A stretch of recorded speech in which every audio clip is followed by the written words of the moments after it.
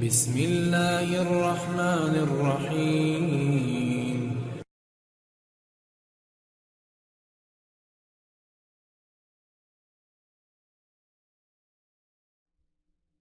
ایک مرتبہ خلیفہ ہارون الرشید کی خدمت میں پستہ بادام کا فالودہ پیش کیا گیا جو انہوں نے نوش فرما لیا۔ فالودہ اس قدر خوش ذائقہ اور شیریں تھا کہ ہارون الرشید کی طبیعت باغ باغ ہو گئی۔ جی میں آیا کیوں نہ ایسا لذیذ فالودہ ذہین عالم کی خدمت میں پیش کیا جائے۔ ہارون الرشید علماء کا بڑا قدردان تھا۔ اس نے اپنے بیٹوں کی تربیت بھی اس طرح کی تھی کہ وہ علماء کرام کے جوتے اٹھانے پر فخر محسوس کرتے تھے۔ وہ خود بھی علماء کرام کی دعوتیں کرتا، اپنے ہاتھ سے ان کے ہاتھوں پر پانی اونڈیل کر ان کے ہاتھ دھلواتا۔ چنانچہ اس نے اپنے دور کے مشہور قاضی ابو یوسف یعقوب بن ابراہیم کو دعوت طعام دی اور ان کی خدمت میں وہی مشروب پیش کر کے اسے نوش کرنے کی درخواست کی۔ جب قاضی صاحب نے اس قدر جاں فراں اور خوشگوار مشروب نوش کیا تو ان کا دل مسرت سے لبریز ہو گیا۔ انہوں نے اس مشروب کے متعلق تعریفی کلمات ارشاد فرمائے۔ ہارون الرشید نے انہیں بتایا کہ یہ پستہ بادام کا فالودہ ہے اور خاص طور پر میرے لیے تیار کیا گیا ہے۔ آئندہ یہ فالودہ میرے لیے تو ہفتے میں ایک مرتبہ اور آپ کے لیے روزانہ تیار کیا جائے گا۔ قاضی ابو یوسف یعقوب بن ابراہیم نے یہ بات سنی تو کھلکھلا کر ہنس دیے۔ جب ہارون الرشید نے اس طرح بے ساختہ ہنسنے کی وجہ دریافت کی تو انہوں نے بتایا کہ دراصل مجھے یہ جان کر کہ یہ پستہ بادام کا فالودہ ہے، اپنے استاد محترم کی بات یاد آ گئی جسے اللہ تعالیٰ نے سچ کر دکھایا ہے۔ بات یہ ہے کہ میرے بچپن میں میرے والد صاحب کی وفات اور گھر میں ناداری کی وجہ سے فاقوں تک کی نوبت پہنچنے لگی۔ میری والدہ نے اس صورتحال سے نمٹنے کے لیے مجھے ایک دھوبی کے ہاں مزدوری کے لیے بھیج دیا۔ چنانچہ میں روزانہ دھوبی کے ہاں مزدوری کے لیے چلا جاتا۔ راستے میں امام ابو حنیفہ رحمۃ اللہ علیہ کے پاس طلباء کو حصول علم میں مشغول دیکھتا تو میں بھی کبھی کبھار ان کی مجلس میں بیٹھ کر درس سننے لگتا۔ مجھے ان کے درس سے لطف حاصل ہوتا تھا۔ چنانچہ میں نے اپنے کام میں ناغہ کرنا اور درس میں بیٹھنا شروع کر دیا۔ جب میری والدہ کو اس بات کی اطلاع ہوتی تو وہ مجھے وہاں لینے آ جاتی اور مجھے کام پر جانے کی ہدایت کرتی تاکہ گھر کی دال روٹی چلتی رہے۔ جب امام ابو حنیفہ نے یہ صورتحال دیکھی تو میری والدہ کو سمجھایا کہ بچے کو پڑھنے دو اور جس طرح ہو سکے صبر و شکر کر کے گزارا کرو، لیکن اس نے اپنی ناداری اور گھر میں فاقہ کشی کا عذر پیش کیا اور گزارش کی کہ آپ مہربانی فرمائیں اور میرے بیٹے کو میرے ساتھ جانے کی اجازت دیں تاکہ یہ دھوبی کی مزدوری کر کے پیٹ پالنے کا سامان کر سکے۔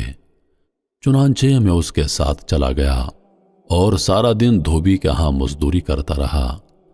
اگلے روز پھر درس میں آ کر بیٹھ گیا۔ امام ابو حنیفہ نے مجھے دیکھ کر اپنے پاس بلایا اور چپکے سے حکم دیا کہ تو روزانہ یہاں پڑھنے آ جایا کر، ہم تجھے روزانہ مزدوری جتنی رقم دے دیا کریں گے جس سے تمہارے گھر کا خرچہ چلتا رہے گا۔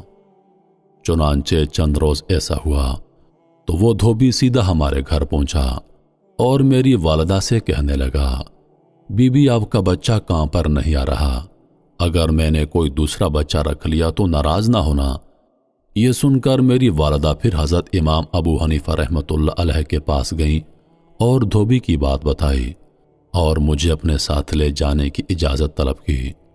انہوں نے فرمایا، بی بی اس بچے کو علم حاصل کرنے دے، انشاءاللہ کسی دن اس علم کی بدولت اللہ تعالیٰ تیرے بچے کو پستہ بادام کا فالودہ پلائے گا۔ چنانچہ میری والدہ یہ بات سن کر گھر آ گئی اور سوچنے لگی کہ ہماری قسمت میں پستہ بادام کا فالودہ کہاں، یہ تو امام صاحب کی صرف تسلی والی باتیں ہیں۔ اس کے بعد حضرت امام نے ہمیں پڑھانا شروع کر دیا اور آج اللہ تعالیٰ نے ان کی بات پوری کر کے دکھا دی۔ قاضی ابو یوسف یعقوب بن ابراہیم بچپن میں نادار ضرور تھے لیکن بلا کے ذہین تھے۔ ان کی اسی خوبی کو حضرت امام ابو حنیفہ رحمۃ اللہ علیہ نے اپنی فراست مومنہ سے بھانپ لیا تھا اور لائق شاگرد کی ایسی تربیت کی کہ وہ اس دور کی سب سے بڑی سلطنت اسلامیہ کے چیف جسٹس اور قاضی کے عہدے پر فائز ہو گئے۔ کوئی شخص خواہ کتنا ہی بلا کا ذہین ہو، جب تک اساتذہ کرام کا احترام نہ کرے، ان کی بتائی ہوئی باتوں پر عمل نہ کرے، وہ کسی بھی منصب اور عہدے پر نہیں پہنچ سکتا۔ حضرت امام ابو حنیفہ رحمۃ اللہ علیہ نے قاضی ابو یوسف یعقوب بن ابراہیم کوفی کو چند آداب سکھائے اور ان پر کاربند رہنے کی ہدایت کی۔ انہوں نے ان پر عمل کیا تو چیف جسٹس کے عہدے پر فائز ہو گئے اور عزت و آبرو سے زندگی بسر کرتے رہے۔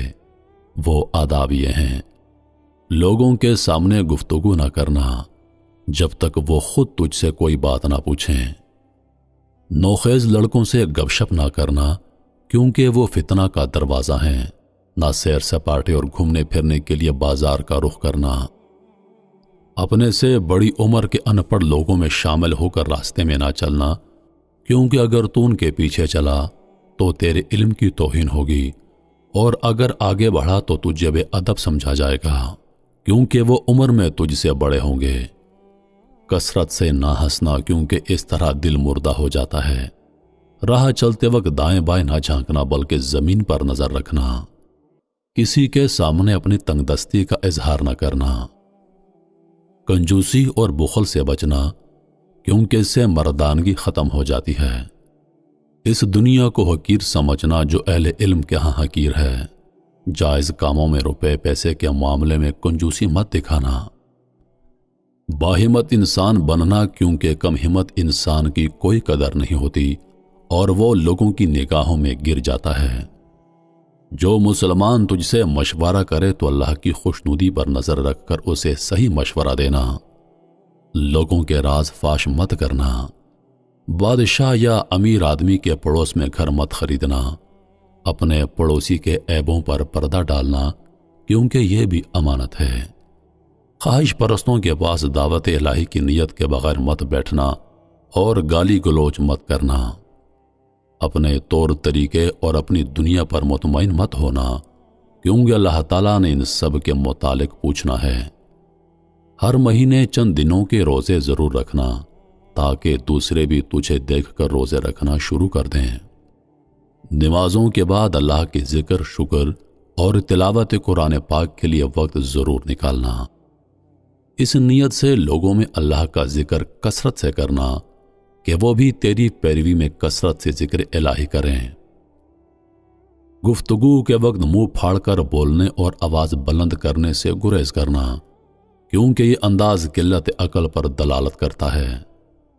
اللہ سے خلوت میں بھی ایسے ہی ڈرنا جیسے جلوت میں ڈرتا ہے کیونکہ علم سے اس وقت تک فائدہ نہیں اٹھایا جا سکتا جب تک کہ انسان کا باطن اس کے ظاہر کے مطابق نہ ہو۔ سکون و اطمینان سے چلنا کیونکہ اللہ کے بندے زمین پر سکون سے چلتے ہیں۔ اپنے کاموں میں جلد بازی اور تیزی مت دکھانا۔ عام گزرگاہ پر مت بیٹھنا۔ اگر مجبوراً بیٹھنا ہی پڑے تو مسجد میں بیٹھنا، نہ ہی بازاروں اور مسجدوں میں بیٹھ کر اللہ کے سوا کوئی بات کرنا۔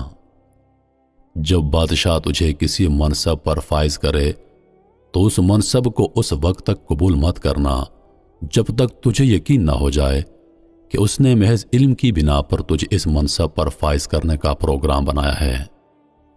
میرے محترم عزیز دوستو، یہ تھا حضرت امام ابو حنیفہ رحمۃ اللہ علیہ اور ان کے شاگرد کا واقعہ۔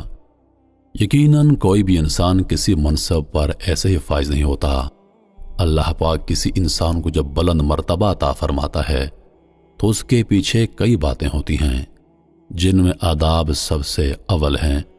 انہی لفظوں کے ساتھ میں اجازت چاہوں گا اس امید کے ساتھ کہ سانسوں نے وفا کی تو اگلی بار ایک اور ویڈیو لے کر آپ کی خدمت میں حاضر ہوں گا۔ تب تک کے لیے خدا حافظ۔ اللہ پاک آپ سب کا حافظ و نگہبان۔ ہنستے رہیے اور ہمیشہ مسکراتے رہیے۔